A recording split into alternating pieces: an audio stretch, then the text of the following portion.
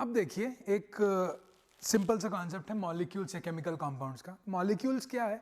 अब एटम समझ लिए क्या था, एक डिस्क्रीट जो क्वांटिटी हो रहा था एटम। मॉलिक्यूल अब क्या है? अब मान लीजिए कि अलग अलग एटम्स को आप साथ में ले आइए, उसको ग्रुप बनाइए, और वो अगर अकेले अपना इंडिपेंडेंटली डिस्क्रीट वे में रह सकता है तो वही हो जाता है मॉलिक्यूल।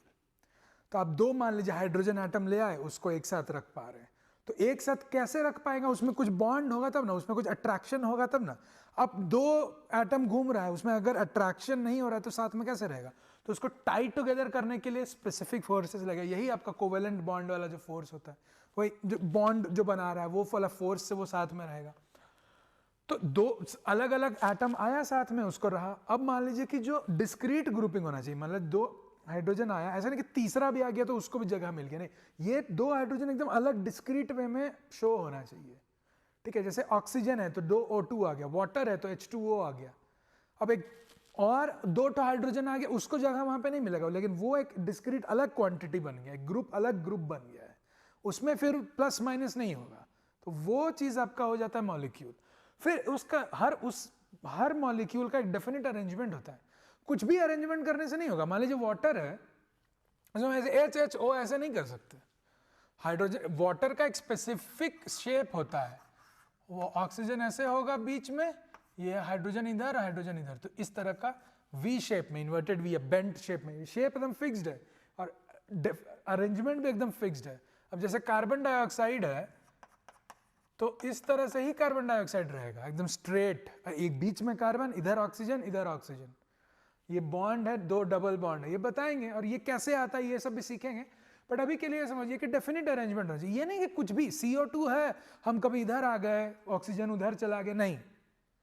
अगर CO2 है तो वो CO2 ही है, वो कहीं इधर उधर C फिर बीच में ऐसे नहीं चेंज हो रहा है, तो वो फिर आपका मॉलिक्यूल हो जाता है। ठीक है, अब जो फोर्सेस जो है यहां पे बोले ना, फोर्सेस से अट्रैक्ट होता है, तो उस फोर्सेस के बारे में कुछ सीखते हैं, जैसे कि कुछ जान लेते हैं।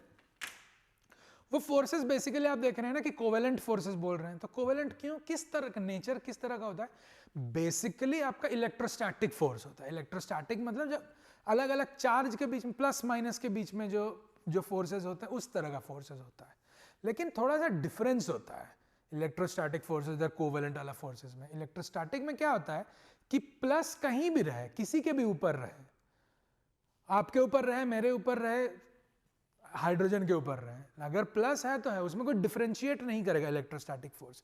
वो बोलेगा भाई ये प्लस है और ये माइनस है, इसके बीच में जो क्या बोलते हैं फोर्स में कोई डिफरेंस नहीं आएगा, चाहे वो हाइड्रोजन पे रहे या नाइट्रोजन पे रहे। लेकिन कोवेलेंट में डिफरेंस हो जाता है। लेकिन वही होता है कि अगर हाइड्रोजन पे प्लस है वर्सेस कार्बन पे प्लस है तो अलग तरीके से बिहेव करता है थोड़ा सा। तो इलेक्ट्रोस्टैटिक ही है, प्लस और माइनस के बीच का ही इंटरेक्शन है, एग्जैक्टली सेम नहीं होता है, थोड़ा डिफरेंट होता है। और उसको फुली एकदम कंप्लीटली उसको एक्सप्लेन करने के लिए, उसको समझने के लिए क्वांटम मैकेनिक्स पढ़ते हैं। ठीक है, पढ़ेंगे आगे कि एग्जैक्टली किस तरह से उसको एक्सप्लेन किया जाता है। ठीक है, तो वो यही डिफरेंस होता है कि एग्जैक्टली डिफरेंशिएट एग्जैक्टली इलेक्ट्रोस्टैटिक नहीं होता, थोड़ा डिफरेंट होता है, बट उसी तरह का होता है। और भी बहुत तरह के फोर्सेस आएंगे जो हम लोग केमिकल कंपाउंड जब पढ़ेंगे उसमें पढ़ेंगे कि इंट्रामोलिकुलर फोर्सेस होते हैं, कि मॉलिक्यूल के अंदर का ही हो सकता है कि फोर्स हो। तो हम मान लीजिए एक मॉलिक्यूल है और ये मेरे दो बॉन्ड्स हैं, अब ये अंदर का ही हम फोर्सेस के कारण हो सकता है कि कुछ स्टेबिलिटी हो रहा है। ऐसा भी हो सकता है कि हम एक मॉलिक्यूल है और दूसरा एक मॉलिक्यूल है, मेरे और दूसरे मॉलिक्यूल के बीच में इंटरेक्शन हो रहा है, तो इंट्रामोलिकुलर भी हो सकता है फोर्सेस, इंटरमोलिकुलर भी फोर्सेस हो सकता है। तो अलग अलग टाइप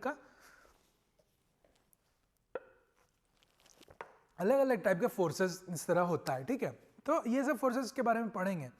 कोई कोई वीक फोर्स होता है, कोई कोई स्ट्रांग फोर्स होता है। जैसे देखेंगे कि हाइड्रोजन बॉन्डिंग एक तरह का फोर्स आता है जो कि उतना वीक, उतना स्ट्रांग नहीं होता है। कैसे होता है? वो हाइड्रोजन और ऑक्सीजन या हाइड्रोजन या क्लोरीन या हाइड्रोजन नाइट्रोजन, इन सब के बीच में, हाइड्रोजन फ्लोरीन, ये सब के बीच में एक फोर्स डेवलप करता है, कि इंटरेक्शन डेवलप करता है, उसको हाइड्रोजन बॉन्डिंग बोलते हैं। तो वो सब पढ़ेंगे हम लोग, केमिकल कंपाउंड्स में पढ़ेंगे। ठीक है, तो यहाँ पे आप ये समझिए कि डिस्क्रीट होना चाहिए, अलग एकदम रहना चाहिए, फोर्सेस होना चाहिए जो कि इसको टाई करे।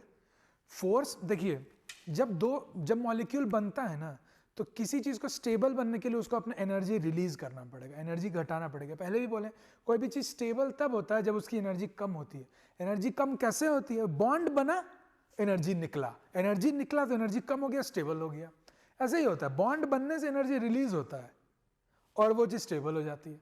अब उसको अगर आपको अनस्टेबल फिर से बनाना है तो आपको बॉन्ड तोड़ना होगा, उसमें एनर्जी देना होगा, है ना, तब ना वो बॉन्ड टूटेगा। वरना तो बॉन्ड बना हुआ है इसका मतलब वो एनर्जी रिलीज कर चुका है, वो अपना दे चुका है एनर्जी निकाल के अपने बॉडी से, तब जाके वो स्टेबल हुआ। तो इसीलिए वो फोर्सेस जो आपको स्टेबल कर रही हैं वो, और एक अरेंजमेंट होता है डेफिनेट। कैसे अरेंजमेंट होता है वो हम लोग पढ़ेंगे। कैसे पता चलेगा कि वाटर का बेंट है, कैसे पता चले? तो H2O भी ऐसा ही था, बीच में ऑक्सीजन इधर इधर, इसी तरह का। ये क्यों नहीं बेंट हुआ, ये क्यों स्ट्रेट हो गया, ये सब पढ़ेंगे आगे केमिकल बॉन्डिंग में, ठीक है। सबका नियम है, बहुत मजेदार नियम है, हम लोग पढ़ेंगे कि किस तरह से ये सब का शेप वगैरह निकालते हैं, ठीक है। फिर देखिए हम लोग पहले आयंस भी पढ़े थे, है ना, आयंस पढ़े थे। उसमें था कि सोडियम से सोडियम आयन बन सकता था। कैसे बनेगा? एक इलेक्ट्रॉन निकाल दे तो ये कैटायन बन गया। उसी तरह यहाँ एक एलिमेंट से ये बना था, लेकिन कंपाउंड मॉलिक्यूल से भी आपका लेकिन बन सकता है। ये नहीं कि सिर्फ हमेशा सिंगल वाला ही एक एटम वो रहेगा, वैसा नहीं है। बहुत बड़े बड़े इससे भी निकल सकता है चार्ज। जैसे कि यहाँ पे क्या हो रहा है, सल्फेट ये आयन है, एनायन है, तो इसमें कितने चीजें, एक सल्फर है और 4 ऑक्सीजन है, उस पर मिला के आपका एक -2 चार्ज है। ये है फॉस्फेट, ये एक फास्फोरस 4 ऑक्सीजन पे आपका एक -3 चार्ज है। नाइट्रेट, परक्लोरेट, फिर प्लस भी हो सकता है, सिर्फ माइनस होगा ऐसा जरूरी नहीं है, प्लस भी हो सकता है। ये कार्बोकैटायन है, यहाँ हो सकता है कार्बन भी हो सकता है, CH3 माइनस भी हो सकता है। तो इस तरह का भी हो सकता है कि मॉलिक्यूल से भी आपका आयंस बन सकता है, ठीक है।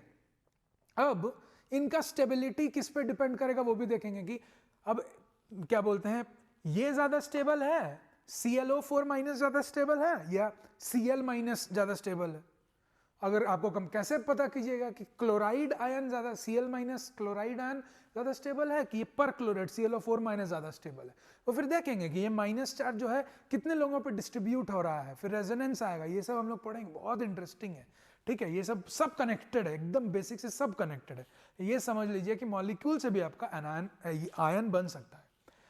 अब एक छोटा सा मेरे दिमाग में आया था कि अच्छा ये नाम कहाँ से आया भाई, कैटायन एनायन नाम कहाँ से आया? तो देखिए इलेक्ट्रोकेमिस्ट्री से आया है। इलेक्ट्रोकेमिस्ट्री क्या होता है, अगर आप कहीं भी सुने होंगे कि पानी लिए, पानी को इलेक्ट्रोलाइज करने से वो H2O को इलेक्ट्रोलाइज किया तो हाइड्रोजन और ऑक्सीजन निकला, ये सुने होंगे बहुत बार। तो देखिए इलेक्ट्रोकेमिस्ट्री ऐसा एक ब्रांच है केमिस्ट्री का जहाँ पे आप इलेक्ट्रिकल एनर्जी और केमिकल एनर्जी का इंटरचेंज को स्टडी करते हैं, ठीक है। तो मान लीजिए आपके पास कोई ऐसा रिएक्शन करवाना है जो कि स्पॉन्टेनियसली नहीं हो रहा है। वाटर के स्पॉन्टेनियसली खुद से वो हाइड्रोजन और ऑक्सीजन में टूट जाएगा, नहीं ना टूटेगा, आप नॉर्मल पे रख दीजिए नहीं टूटता है। तो उसको तोड़ने के लिए आपको कुछ एक्स्ट्रा करना होगा। तो वही जो एक्स्ट्रा करते हैं वही वहाँ पर इलेक्ट्रिकल एनर्जी लिए और इलेक्ट्रिकल एनर्जी को यूज करके हम उस बॉन्ड को तोड़े, और वो बॉन्ड को तोड़ के वाटर को हम हाइड्रोजन और ऑक्सीजन रिलीज करवाए। तो we used electrical energy and converted that electrical energy into chemical energy. यही होता है इलेक्ट्रोकेमिस्ट्री, ठीक है। तो उसी इलेक्ट्रोकेमिस्ट्री में इलेक्ट्रोलाइटिक सेल, जिस चीज में आप ये सब पूरा कारोबार कर रहे हैं, उसी सेल का, उसी इक्विपमेंट का नाम होता है इलेक्ट्रोलाइटिक सेल। वहां पे देखिएगा पॉजिटिव इलेक्ट्रोड, जैसे बैटरी सब में नहीं होता पॉजिटिव नेगेटिव, उसी तरह होता है पॉजिटिव नेगेटिव इलेक्ट्रोड। तो ऑब्वियसली एक आपका पॉजिटिव में जाएगा, दूसरा नेगेटिव में जाएगा। तो जो नेगेटिव वाला इलेक्ट्रोड जो होता है इलेक्ट्रोलाइटिक सेल में, वो आपका उसको बोलते हैं कैथोड, और जो पॉजिटिव वाला होता है उसको बोलते हैं एनोड। तो जब ये सब हो रहा था तब बोले कि ठीक है, जो आयन कैथोड की तरफ जाएगा उसको बोल देंगे कैट आयन, कैथोड वाला आयन कैट आयन बोल देंगे, और जो आयन आपका एनायन की तरफ जाएगा उसको एन आयन बोल देंगे, ठीक है। जो आयन एनोड की तरफ गया एनायन, जो आयन कैथोड की तरफ गया कैट आयन। अब नेगेटिव है ना कैथोड, तो क्या चीज नेगेटिव की तरफ अट्रैक्ट होता है? पॉजिटिव। तो ये कैटायन आपका पॉजिटिव होता है, इसीलिए वो कैथोड की तरफ गया। एनायन क्या होता है? नेगेटिव, इसीलिए तो आपको पॉजिटिव की तरफ अट्रैक्ट हुआ। ये एक ऐसे ही दिमाग में आया तो बता दिए, ठीक है।